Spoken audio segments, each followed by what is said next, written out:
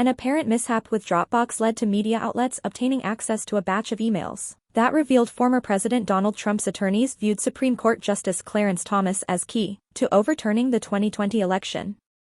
Trump lawyer John Eastman begrudgingly shared a Dropbox link with the January 6 committee on October 28, in compliance with a court order demanding he turn over a batch of emails but asked the panel not to open the files. In a subsequent court filing, lawyers for the committee included the link, unaware the public could access the files, according to House General Counsel Douglas Letter.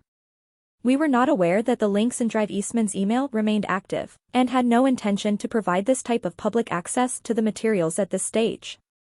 Providing public access to this material at this point was purely inadvertent on our part, Letter wrote in a brief letter to the court.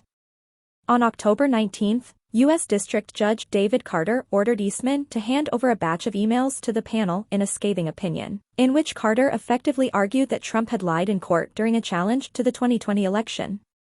Eastman appeared to drag his feet and waited until the deadline he was given, October 28, to hand over the emails to the committee. While turning over the batch of emails, Eastman pleaded with the committee not to comb through them because he planned to appeal the October 19 order, Politico reported. The committee went through the email batch anyways, with Letter arguing there had not been a court order inhibiting it from doing so, per the report. Eastman then filed an emergency motion with the 9th U.S. Circuit Court of Appeals, and the panel included the Dropbox link in its response brief, per Letter. We have communicated this information to counsel for Drive Eastman so that they can deactivate the links going forward, Letter added.